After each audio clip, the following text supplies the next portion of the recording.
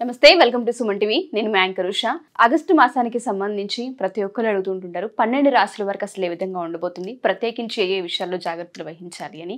So ఇవాళ మనతో పాటు స్టూడియోలో సురేష్ గారు ఉన్నారు. ఒకసారి ఆయన అడిగి తెలుసుకుందాం. నమస్తే సురేష్ గారు.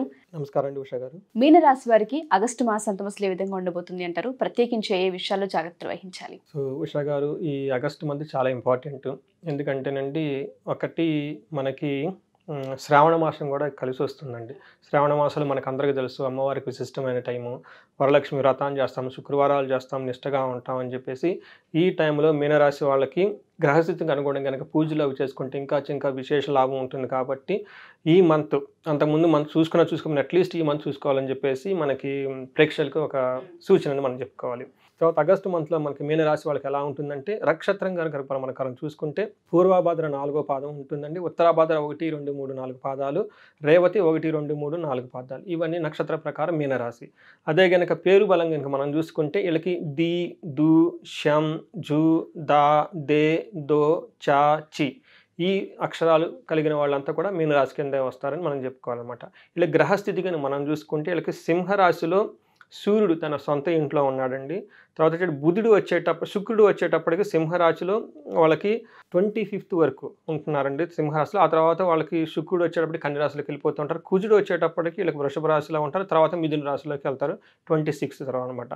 బుధుడు వచ్చేటప్పటికి వీళ్ళకి తిరోగమనంలో ఉండేసి నెల ముగింపు వరకు వచ్చేటప్పటికి, తర్వాత నెల మధ్యలో వీళ్ళకి సింహరాశిలోని కర్కట రాశిలోకి అటు ఇటు మూవ్ అవుతూ ఉంటారండి. దీని ప్రకారం కనుక మనం మీనరాశి వాళ్ళకి చూసుకుంటే ఫస్ట్ 15 days వీళ్ళకి సూర్యుడు, కుజుడు, బుధుడు, శుక్రుడు నలుగురు కలిపి ఎలాంటి రిజల్ట్ ఇవ్వబోతున్నారంటే మనోరుజం, ధనలాభం, విజయం, విపత్తి. దీని ప్రకారం చూసుకుంటే సూర్యుడు ఫస్ట్ 15 days వీళ్ళకి కొంచెం దుఃఖాన్ని కలిగించే పనులు ఎక్కువ చేస్తూ ఉంటారు. కానీ కుజుడు వచ్చేటప్పుడు వీళ్ళకి చాలా లాభాన్ని కలిగిస్తుంటారు, చాలా మంచి ధనలాభం చూపిస్తూ ఉంటారు. బుధుడు వీళ్ళకి విజయాన్ని ఇస్తూ ఉంటారు. అలానే శుక్రుడు వచ్చేటప్పటికి అనుకోని విధంగా స్త్రీల ద్వారా ఇబ్బందులు పడే అవకాశం ఎక్కువగా కనిపిస్తూ ఉంటుంది. అదే 15 తర్వాత మనం కనుక చూసుకుంటే వీళ్ళకి శత్రునాశాంతః, ఈ రాశి వాళ్ళకి ఆ తర్వాత 15 days వీళ్ళతో శత్రువులుగా ఎవరు గొడవ పడరండి, పడినా కానీ వీళ్ళదే పై చేయి అవుతుంది. తర్వాత ధనలాభం చూపిస్తుంది, విజయం చూపిస్తుంది. లాస్ట్ 15 days కనుక చూసుకుంటే చిన్న ఇబ్బందులు తప్పక ఓవరాల్గా బాగుందని మనం చెప్పుకోవాలి. సో ఈ ప్రకారం మనకి ఇన్ డీటెయిల్గా కనుక చూసుకుంటే వీళ్ళకి మీనరాశి వాళ్ళకి ఫస్ట్ వచ్చేటప్పటికి వీళ్ళకి చాలా శుభకరమైన వార్త ఏమంటే 15 తర్వాత వీళ్ళకి చాలా బాగుంటుంది. ఎందుకంటే 6th హౌస్లో వీళ్ళకి తామరమూర్తిగా సూర్యుడు ఎంటర్ అవటం వల్ల 75% వీళ్ళకి సూర్యుడు అనుకూలంగా ఉన్నాడని చెప్పుకోవాలి. ఏ విషయాలు అనుకూలంగా ఉంటుందంటేనండి, ఫస్ట్ శారీరకంగా సుఖంగా ఉంటారు, సంతోషంగా ఉంటారు. ఈ టైంలో వీళ్ళకి వస్త్ర లాభము, ధనలాభము, ధాన్య లాభము మొత్తం కలిసి వచ్చేస్తున్నాయండి. అన్ని కష్టాలు తొలగిపోతాయి. ఇప్పటిదాకా వాళ్ళు పడిన కష్టాలన్నీ ఏమైనా గనక ఉంటే లాస్ట్ 2 months నుంచి ఈ మంత్ చాలా బాగుంటుంది. మనసులో ధైర్యంగా ఉంటుంది, కార్యత అనుకూలంగా ఉంటుంది. సో మీనరాశి వాళ్ళకి ముందు చెప్పుకున్నట్టు సూర్యుడు వీళ్ళకి మంచి యోగ్యతనిస్తున్నాడు కాబట్టి అదొక సరైన టైం, దీన్ని వీళ్ళు సద్వినియోగం చేసుకోవాలి. తర్వాత వీళ్ళకి కొన్ని విషయాల్లో కొంచెం జాగ్రత్తగా ఉండాలి. జ్వరము, తర్వాత ఇట్లాంటి హెల్త్ రిలేటెడ్ ఇష్యూస్ వచ్చే అవకాశం ఎక్కువ ఉంది కాబట్టి చాలా కేర్ఫుల్గా ఉండాలని మనం చెప్పుకోవాలి.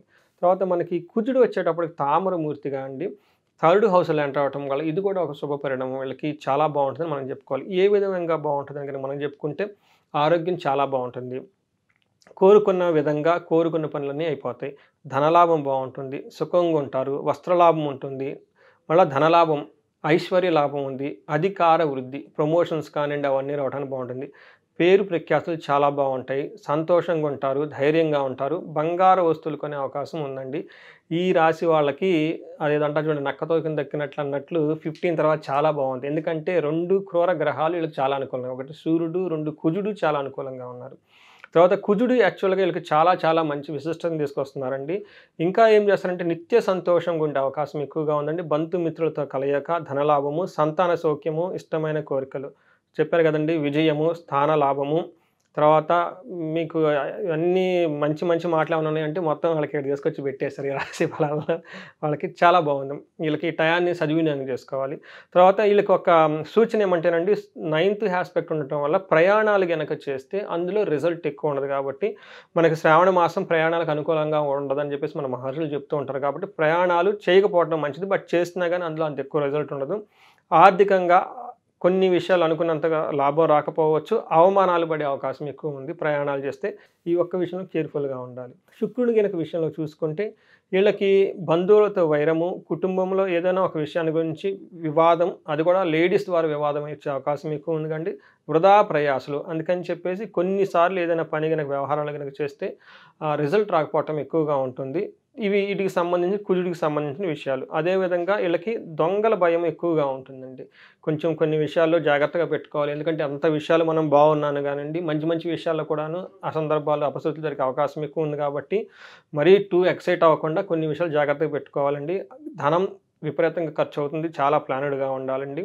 తర్వాత సుఖంగా ఉంటారు, ధనలాభంగా ఉంటారు. ఏ ప్రకారంగా చూసుకున్నా వీళ్ళకి 80% చాలా బాగుంది. కొన్ని విషయాలు వీళ్ళు చాలా కేర్ఫుల్గా ఉండాలని చెప్పేసి వీళ్ళకి సూచన. మనకి నక్షత్రం ప్రకారం కనుక మనం చూసుకుంటే వీళ్ళకి పూర్వ భాద్రవ వాళ్ళకి ధన ప్రాప్తి బాగుందండి. విశేష ధన ప్రాప్తి ఉందని మనం చెప్పుకోవాలి. ఫస్ట్ 2 వీక్స్ ధనం ఉంటుంది. మంత్ అంతా వీళ్ళకి ధనంకి ఎక్కడ వీళ్ళకి తొందర ఉండదు. తర్వాత ఇందాక చెప్పుకున్నట్టు వీళ్ళకి రాజ్యలాభం ఉందండి. అనుకోని విధంగా వీళ్ళకి చాలా ప్రమోషన్స్ వచ్చే అవకాశం ఎక్కువగా ఉంది. 2 విషయాలు వీళ్ళకి చాలా కేర్ఫుల్గా ఉండాలి. ఒకటి, హెల్త్ విషయంలో కొంచెం జాగ్రత్తగా ఉండాలి. అనవసరమైన స్త్రీల ద్వారా గొడవలు వచ్చేసి మిస్అండర్స్టాండింగ్లు వచ్చే అవకాశం ఎక్కువగా ఉంది పూర్వభాద్ర నక్షత్రం వాళ్ళకి. ఉత్తరాభాద్ర నక్షత్రం కనుక చూసుకుంటే వీళ్ళకి ధనం విశేషంగా ఉంది, చాలా మంచి ధనం వస్తుంది. తర్వాత ఎక్కడో ఒక పని, వీళ్ళు అనుకున్న పని బంధించబడతారు. అంటే ఆ పని ముందుకు ఎన్నికి వెళ్లకుండా ఎక్కడో ఒక వ్యవహారంలో చిక్కొండేసి ఎలా చేయాలి, ఏం చేయాలన్న ఆలోచనతో ఉండేసి ఎక్కువ టైం స్పెండ్ చేస్తారు. హెల్త్ విషయం ఎక్కువగా ఉంటుంది, గొడవ కూడా ఎక్కువగా ఉంటుంది. అదే కనుక రేవతి నక్షత్రం వాళ్ళని కనుక చూసుకుంటే వీళ్ళకి విశేషంగా ధనలాభం ఉంది. తర్వాత మనస్పర్ధలు వచ్చే అవకాశం ఎక్కువ ఉంటుంది. వీళ్ళకు కూడాను బంధనం అంటే ఏదో ఒక వ్యవహారంలో వీళ్ళకి సంబంధం లేని విషయంలో వీళ్ళు ఎంటర్ అయిపోయేసి దానివల్ల వాళ్ళు ఎలాంటి డెసిషన్ తీసుకొని లేక ఇబ్బంది పడిపోయే అవకాశం లేకుండా ఉంటారు. అలాగే హెల్త్ విషయంలో కేర్ఫుల్గా ఉండాలి. ఇది నక్షత్రం ప్రకారం మనం ఇండివిజువల్గా చూసుకుంటే. బట్ ఓవరాల్గా మనం చూసుకుంటే మీనరాశి వాళ్ళకి కనుక ఈ మంత్ శ్రావణ మాసం వాళ్ళకి చాలా బాగుందని మనం చెప్పుకోవాలి. సో చాలా మంది అంటే జాతకరీత్యా బాగున్నప్పటికీ కూడా మాకు ప్రాక్టికల్గా చూసుకుంటే కొన్ని వర్కౌట్ అవ్వట్లేదు, జాతకం బాగున్నా కలిసి రావట్లేదు అంటూ ఉంటారు. వాళ్ళకి జాతకరీత్యా ఒకసారి మిమ్మల్ని కలవాలి అనుకున్నా, లేదా చాలామంది హోమానికి సంబంధించి కూడా అడుగుతూ ఉంటుంటారు. సో హోమంకి సంబంధించిన డీటెయిల్స్ కావాలి అనుకున్నా, కనకదార హోమంలో మేము పాల్గొనాలనుకుంటున్నాం, మేము పార్టిసిపేట్ చేయాలనుకుంటున్నాం, డీటెయిల్స్ కావాలనుకున్న వాళ్ళందరినీ ఎలా అప్రోచ్ అవ్వాలి అంటారు? ఉషా గారు, 3 ముఖ్యమైన విషయాలు. ఒకటి, మన మహర్షులు ఇచ్చిన ఈ జ్ఞానాన్ని అందరికీ చేరాలి. ప్రతి ఇంట్లో ఒక వేదిక ఆస్ట్రాలజర్ ఉండాలనే ఉద్దేశంతో ఒక కోర్స్ పెట్టామన్నమాట. మోస్ట్ ఆథెంటిక్గా కోర్స్. అది చాలా సింపుల్గా జ్యోతిషాస్త్రం నేర్చుకునేది. రెండోది, మీరు చెప్పినట్టు జాతకంలో దోషాలు ఉంటాయి, ఉండి ఇబ్బందులు పడితే ఓకే, నో ప్రాబ్లం. కొంతమంది జాతకం బాగుండి ఇబ్బందులు పడుతూ ఉంటారు. అలాంటి వాళ్ళు ఎక్కడో ఏదో ప్రాబ్లం జరిగి ఉంటుంది. మనకి జ్యోతిష శాస్త్రం ప్రకారం, ఓకే, వేదాల ప్రకారం, వాళ్ళకి మంత్రశాస్త్ర ప్రకారం మనకి గైడెన్స్ ఇచ్చేయచ్చు. సో దట్ ఏంటంటే బాధలు పడకుండా జీవితాన్ని హ్యాపీగా నడుపుతారు. మూడోది, మీరు చెప్పినట్టు ముఖ్యంగా ఈ రోజుల్లో ఎవరి నోట చూసుకున్నా కానీ ధనము. అలానే ధనం సంపాదించడమే అదృష్టం అండి. ఓకే, మన మహర్షులు ఇచ్చింది ఏంటంటే ఆయుష్ ఉండాలి, ఆరోగ్యం ఉండాలి, తర్వాత ధనం ఉండాలి. ధనం సంపాదించకపోతే ఇంక నువ్వేం చేస్తావు? సంసారాన్ని నిలబడుకుంటావు, బిల్లు అసలు ఎలా లైఫ్ అవుతుందండి? తర్వాత మనకి గృహస్థ ధర్మంగా ఉన్నప్పుడు, గృహస్థ ధర్మాన్ని పాటించినప్పుడు గృహస్థులకి చాలా రెస్పాన్సిబిలిటీ ఉంది. పిల్లలు ఉంటారు, పెద్దవాళ్ళు ఉంటారు, సన్యాసులు ఉంటారు, సంసాసులు ఉంటారు, గుళ్ళు ఉంటాయి, ఇవన్నిటిని తీసుకోవాల్సిన బాధ్యత సంసారిదండి. వాళ్ళకి ధనం చాలా ఇంపార్టెంట్. ఎవరైనా గనక ధనానికి ఎలాంటి ఇబ్బంది పడుతుందో కానీ మన గనక కన్సల్ట్ అయితే ఈ కనకధార అన్న ఈ ప్రోగ్రామ్ ద్వారా వాళ్ళు మొత్తం డయాగ్నోస్ చేసి అసలు ఏం ప్రాబ్లం ఎందుకు వస్తుంది చేసి మనకు పరిహారాలు చేసి వాళ్ళకి 3 to 6 monthsలో ఆగిపోయిన ధన ప్రవాహాన్ని మొత్తం మళ్ళీ వెనక్కి తీసుకొని రావచ్చు. ఎక్కడైనా లాక్ అయ్యేంటి విషయాలు మనకు గైడెన్స్ ఇస్తే వాళ్ళకి వెంటనే వచ్చేస్తాయి. మనం చాలామంది చూపించుకొని ఎంతమంది మెసేజ్లు పెడుతున్నారు, చాలా ఫీడ్బ్యాక్ కూడా వస్తుంది. సో ఈ అవకాశాన్ని సద్వినియోగం తెలుసుకోవాలండి. మన మహర్షులు ఇచ్చిన జ్ఞానాన్ని, మంత్రస్థానం ఇచ్చిన జ్ఞానం, వేదాలు ఇచ్చిన వాటిని తెలుసుకొని ఆథెంటిక్ పీపుల్ ద్వారా చేసుకుంటే బాగుంటుందండి. Thank you sir, thank you so much. Thank you అండి.